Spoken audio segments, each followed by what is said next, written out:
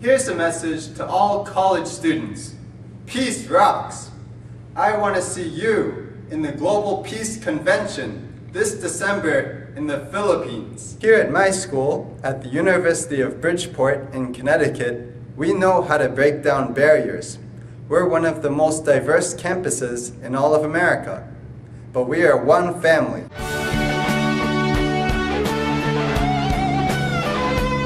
One family under God. A few students drove down to Washington D.C. on October 16th to attend a conference called A Call to Character. The event introduced the vision of the Global Peace Festival and also let us network with like-minded students who are active on their campuses.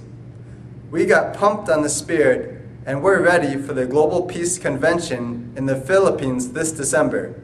Check out some clips. I think you're all in for a big treat. See where you can plug in, where you can support. The Global Peace Student Corps is a fairly new project of the Global Peace Festival. It's simply the campus organization, student arm of the Global Peace Festival. Good evening, everybody. I wanted to talk today about how this vision of one family under God that the Global Peace Festival is about, how it applies to America. America is about principles. Human rights come from God. Americans are a people of faith. The family is really the final destination or the end goal of faith.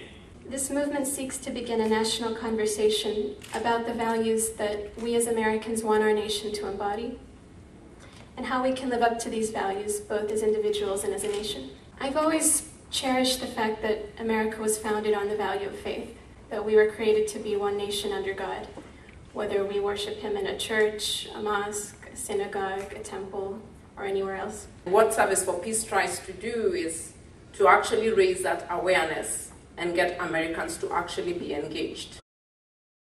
I feel like some people would be like, wait, what about the separation of church and state? What if these leaders of our country actually could think about their deeper values, bringing your own faith to the table? The author of the separation of church and state phrase was Thomas Jefferson. If you just visit the Thomas Jefferson Memorial, that's very telling about where he was coming from.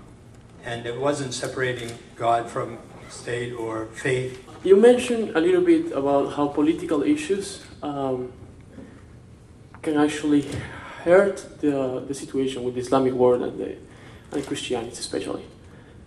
But I didn't listen from your speech how we can contribute for the conflict from the scholarship perspective. There's definitely political issues that need to be addressed, but when they started to talk about religion, that's when they really started to find the common ground and develop the trust.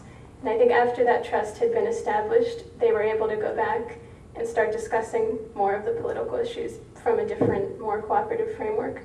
Thank you, everybody. I'm thrilled to have attended this event tonight.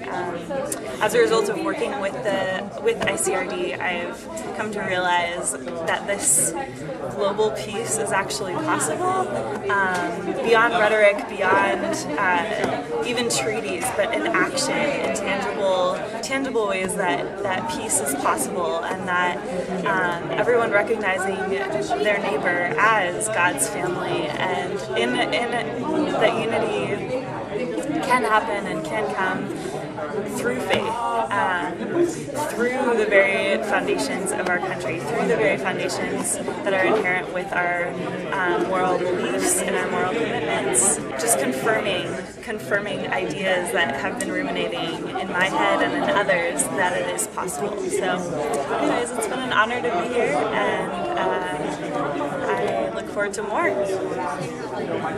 I'll see you this December in the Philippines. One family under God.